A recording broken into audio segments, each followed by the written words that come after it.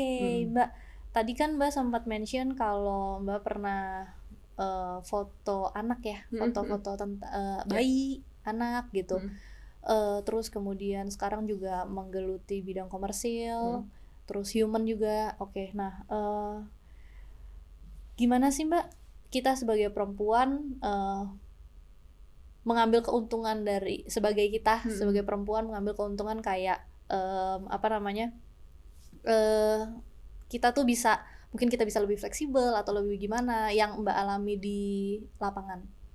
Mmm, Fleksibelnya maksudnya lebih ke apa nih? Ke mungkin lebih dekat sama orang lebih muda dibandingin fotografer Oke. pria gitu. Mmm, Jawabnya gimana ya?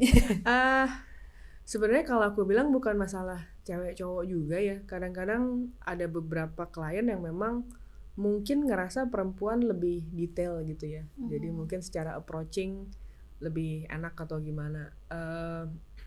Ya pastinya ada beberapa juga yang aku ketemu klien kayak, "Oh, fotografernya perempuan ya?" Gitu.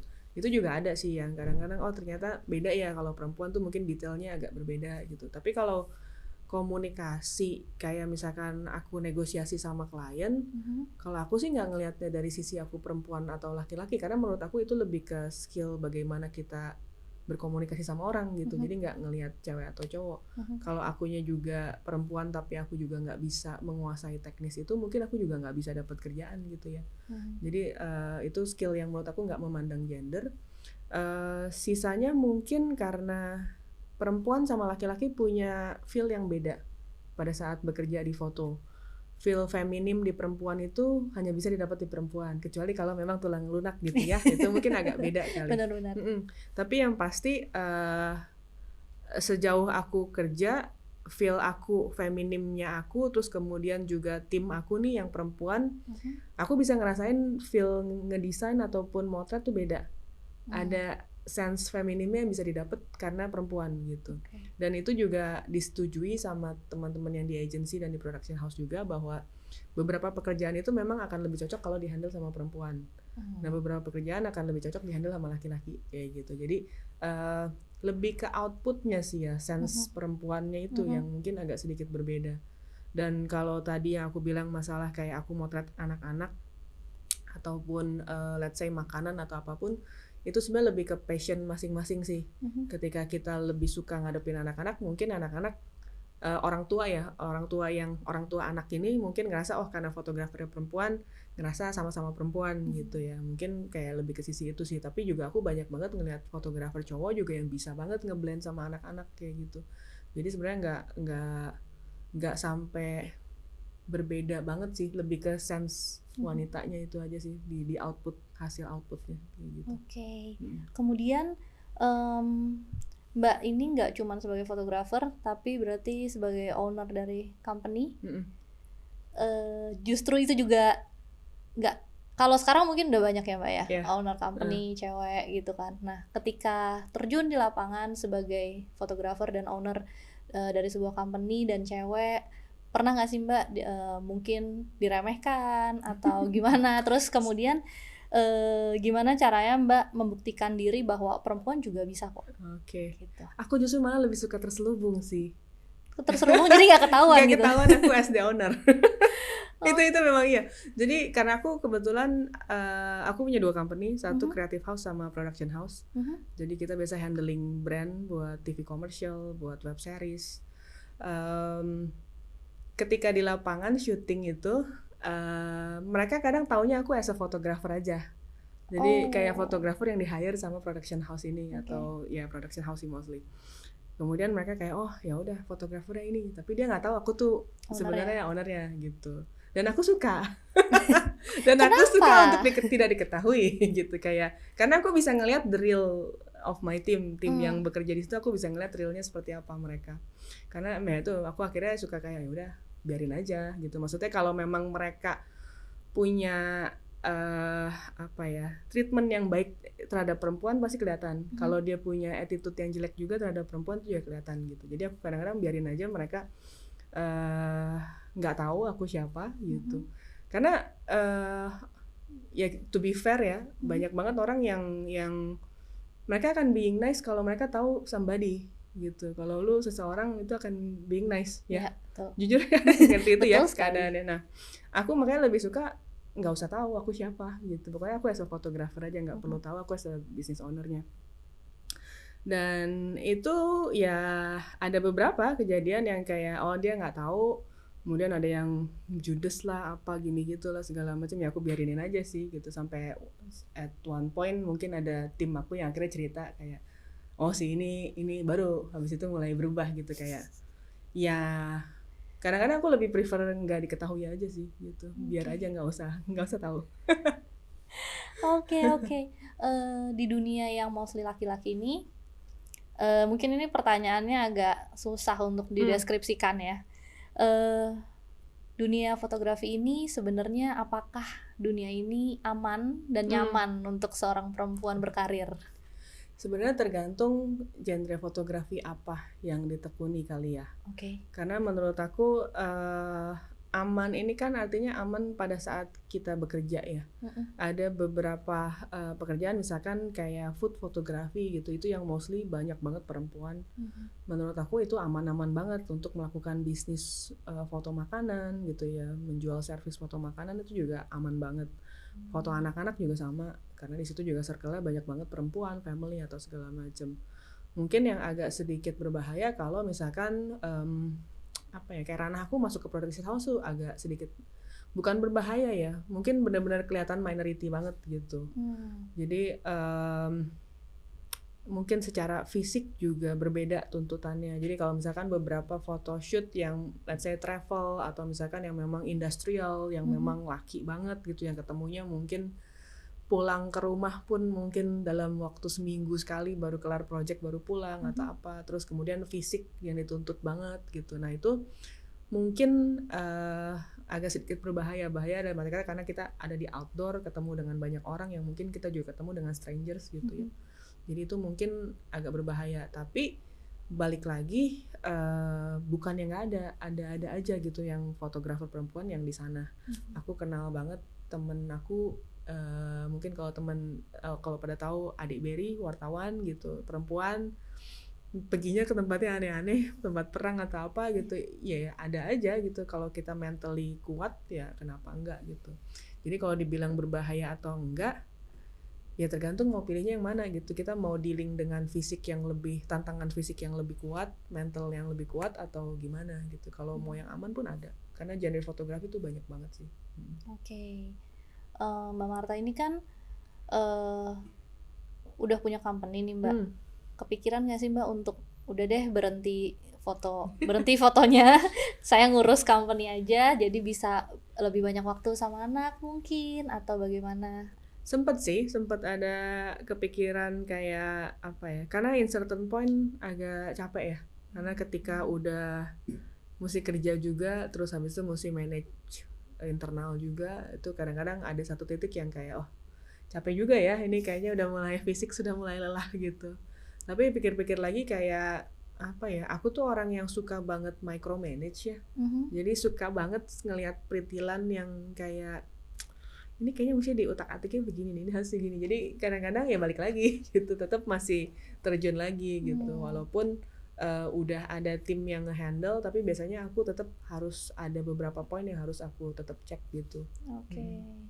Oke. Mbak Marta sendiri udah berapa tahun berkarir di fotografi? Kalau secara seriusnya berarti 2007 sampai sekarang. Oke. Berapa tahun tuh? 15. Bener nggak hitung-hitungan gue nih? Udah 15 tahunan lah ya. Ada nggak sih Mbak momen yang paling memorable? Apa ya? Mungkin itu kali yang si Disney kemarin ya. Oh ya, kenapa tuh? Sebenarnya kalau capek, semua pekerjaan pasti ada capeknya lah. Ada capeknya, ada sedihnya gitu, ada senengnya gitu. Tapi mungkin sampai aku di titik kayak di kerjaan gue capek banget deh. Udah satu titik kayak aku udah mulai give up. Itu kayak Disney sih. Gitu. Karena kemarin itu kan ada selisihan sama ibu meninggal. Oh. Jadi ketika pas kerjain Disney itu aku sebenarnya udah tahu dari sebelum Lebaran. Nah jadwalnya cuma nggak ngelok gitu ada Lebaran, jadi jadwalnya itu nggak ngelok sampai pas hari H liburan Lebaran. Nah liburan Lebaran itu aku kebetulan pas pergi liburan bareng anak-anak ke Jepang. Jadi pulang itu cuma ada selisih kalau nggak salah aku tuh pulang tanggal 3 Mei ya. Nah kemudian tuh harusnya weekendnya tuh aku balik ke Bogor buat ketemuin ibu. Nah waktu itu nggak sempat pulang karena aku mesti ngurusin buat shoot si kebutuhan salon foto ini yang project sekarang. Nah kemudian setelah itu jadwalnya udah dapet. Nah ibu kan pulangnya agak mendadak ya. Ibuku tuh ada serangan jantung. Jadi ketika Senin pagi itu dikabarin udah nggak ada. Padahal hari Minggunya masih WhatsAppan gitu, masih ngirim file, masih ngirim ayat Alkitab. Terus hari Minggu itu pagi nggak ada. Nah akhirnya hari Senin pagi itu aku ganti cancel semua schedule kecuali Disney. Jadi semua jadwal meetingku 1 minggu aku cancel kecuali si Disney karena aku tahu ini udah urgent. Gitu. Jadi akhirnya Senin ibu nggak ada, ngurusin dia sampai hari Kamis. Kamis itu ngelarung ke Ancol. Hari Jumat reki, ya survei lokasi. Hari Sabtu photoshoot. Hari Minggunya aku sakit akhirnya. Hari Minggu sakit udah fisik udah abis banget karena udah seminggu kan digeber pulang malam. Terus kan ibu masih di Bogor, jadi aku pulang pergi tiap hari ke Bogor. Terus habis itu Minggu sakit, Senin masih ke Bogor masih ngurusin barang-barang. Hari Selasa shoot lagi. Karena photoshootnya 2 kali. Hari Selasa shoot lagi, harusnya hari Sabtu itu pameran.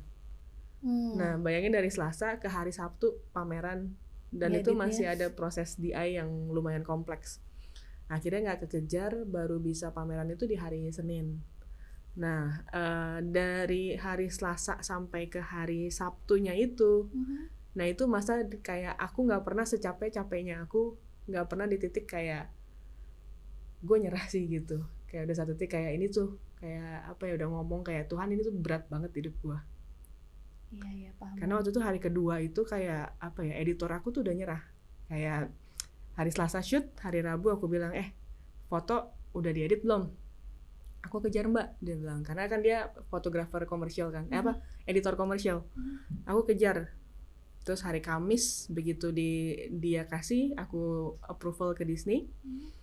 Nah di situ Disney-nya di reject semua. Wow. Jadi reject semua. Kenapa? Yang approve tuh cuma yang aku punya layout. Jadi mesti aku yang layout. Karena biasanya kan kalau aku shoot belakangan tuh udah, aku cuma photoshoot, editing tuh aku udah lempar ke tim. Nah di hari kedua itu yang diedit sama tim editing aku di reject semua. Kecuali yang aku edit, ada satu yang aku edit. Habis itu aku bilang hari kedua begitu di reject, editorku nyerah. Aku nggak sanggup, dia bilang aku nggak sanggup buat ngerjain ini. Cuma aku bilang ini udah hari Rabu ya, hari Kamis, Jumat, Sabtu. Harusnya Jumat siang tuh udah harus deliver. Betul. Tapi nggak bisa karena nggak kekejar. Akhirnya aku bilang udah, aku yang edit semua full, lu finishing aja deh di akhir karena aku nggak suka ngedit rambut, aku nggak suka ngedit rambut, ngedit jari-jari gitu, ngemotongin itu tuh aku nggak betah. Jadi akhirnya udah gua yang layout semua, lu yang finishing. Udah habis itu aku yang layout semua, Disney-nya oke semua. Aman. Jadi mesti aku yang kerjain gitu. Nah, ngeditnya itu aku inget udah 3 hari aku cuma tidur 2 jam sehari.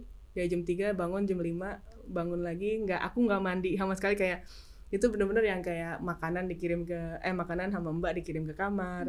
Aku cuma kuasa tuh cuma kencing, terus nggak keluar ruangan 3 hari. Jadi bener-bener karena itu udah full editingnya, DI-nya emang cukup heavy juga. Jadi ya itu di titik yang aku ngerasa kayak wah ini berat sih. Jadi itu mungkin yang satu project yang buat aku kayaknya paling berkesan dan paling berat sih waktu itu. Bukan karena pekerjaannya itself, tapi karena kondisinya juga. Saat itu ya. Itu kalau boleh tahu gimana sih Mbak ceritanya kok bisa tiba-tiba nih dapat job atau dapat project dari Disney? Itu apakah dari Disney-nya ngelihat portofolionya Mbak Marta ketika Mbak Marta kirim, atau tiba-tiba dikontak aja, atau Mbak Marta yang ngajuin gitu? Waktu itu aku dapetnya dari stylist. Ternyata dia yang memang manage campaign-nya Disney untuk yang Mermaid ini. Jadi aku nggak tahu dia hubungannya sejauh mana, tapi menurut dia memang udah berapa kali mereka running. Lalu kemudian dia aku ingat dia kirim DM di Instagram kalau nggak salah. Dia bilang, aku pengen ngajakin nih kerjain Disney, mau nggak? Siapa yang enggak gitu ya, kayak langsung oh Disney, kayak oke. Aku bilang kapan, terus kemudian kebutuhannya apa. Aku juga masih make sure kayak ini mau underwater atau mau di studio gitu. Cuma dia bilang kalau bisa underwater ya even better, dia bilang di underwater aja. Terus dia bilang ya ada beberapa teman lain lah yang rekomen ke aku gitu buat kalau shoot underwater bareng aku. Ya udah akhirnya mungkin dari dia juga udah ngirimin aku punya portfolio kali ya. Jadi mungkin dia udah lihat di Instagram juga. Jadi mereka udah proposing ke Disney-nya. Ya udah jadi aku udah ketika di kontak itu nggak lama udah dikasih briefnya ya. Biasa kan ada mood board kalau photoshoot sebelum hari H itu ada mood board. Mood board itu udah disiapin sih. Jadi aku kira-kira udah tinggal nambahin dikit-dikit aja, terus tinggal persiapan buat photoshoot hari H-nya aja kayak gitu. Oke. Karena sebenarnya teman-teman, kalau misalnya teman-teman belum tahu Mbak Marta ini nggak cuman sekali itu aja foto underwater, mungkin belum banyak yang tahu ya Mbak ya. Jadi Mbak Marta ini udah beberapa kali foto underwater, salah satunya juga waktu itu pernah di Indonesian Next Top Model ya. Cycle 1. Iya, di Cycle 1. Nah, jadi tuh sebenarnya ini bukan bidang yang baru sih buat Mbak Marta gitu. Makanya kalau kalian ngeliat foto itu kayak wah keren banget ya, kayak beneran di laut gitu loh Mbak. Ternyata tapi itu bukan di laut ya? Bukan, di kolam. Jadi mungkin aku nyebutnya sebagai studio underwater kali ya. Karena treatmentnya mirip banget sama foto studio tapi dalam air gitu. Karena lighting semua aku set. Ya itu juga mungkin ada beberapa teman-teman yang sempat nanya kan, kok ini editan ya gitu. Aku bilang ya memang editan, tapi balik lagi kemarin tuh ada berapa belas artis ya yang aku shoot. Ngatur jadwalnya susah sekali. Jadi kebayang kalau kita keluar kota mereka harus ngosongin berapa hari kan, nggak mungkin traveling keluar kota dalam hitungan pendek gitu ya. Itu aja kemarin ada beberapa artis yang pagi shoot, siangnya mereka syuting lagi gitu, syuting stripping lah atau apa. Dan kayak Mbak Titi DJ itu cuma 2 jam aku dikasihnya. 2 jam itu 1,5 jam udah make up duluan. Photoshoot aku tuh cuma 15 menit. Itu underwater tapi? Enggak, itu di darat. Khusus untuk dia di darat karena enggak keburu. Aku udah enggak berani ambil resiko dengan 2 jam itu. Jadi aku udah bilang mau cemplung, tapi aku bilang kayaknya enggak deh. Ini bahaya sih kalau dicemburuin, nanti dia nggak siap atau apa, nanti malah jadi problem. Jadi ya udah buat Mbak Titi khusus memang di darat, yang lain semua underwater. Terus sama pertimbangan lainnya adalah soal safety ya. Underwater itu nggak semudah dan nggak seaman yang dibayangkan. Jadi kalau orang beranggapan oh ya gampang kan tinggal ceburin aja, bayangin itu kain yang diturunin ke air itu kan berat. Betul. Terus udah gitu mereka harus jaga ekspresi, jaga rambut, segala macam make up. Jadi resikonya itu tinggi banget kalau kita open water. Kalau kita buka di laut gitu, mereka punya resiko yang tinggi dan aku nggak mau ambil resiko itu. Membahayakan mereka juga, aku juga nggak berani sih karena mereka mostly nggak punya pengalaman diving sih gitu. Ada beberapa yang memang suka berenang yang lumayan nyaman, tapi untuk photoshoot di underwaternya sendiri sebagian besar dari mereka belum pernah gitu. Sempat ada mungkin mereka pas masuk dalam air terus panik ada. Itu gimana handle-nya Mbak? Yang pasti kan sebelum shoot kita ada briefing dulu. Jadi biasa aku selalu ada safety diver. Safety diver pasti akan melakukan briefing 10-15 menit. Jadi mereka harus nyelep-nyelep dulu gitu masuk. Terus kita coba tarik ke dalam. Kalau mereka udah nyaman baru kita shoot gitu. Jadi beda sama dulu waktu Indonesia Next Top Model kan challenge-nya cuma 5 menit langsung dijeburin aja gitu. itu udah wah. Nah, kalau ini enggak karena aku photoshootnya kebutuhannya pameran. Jadi memang kita brief dulu, safety-nya kita ajarin dulu gimana ngolah pernafasannya, baru kita photoshoot kayak gitu.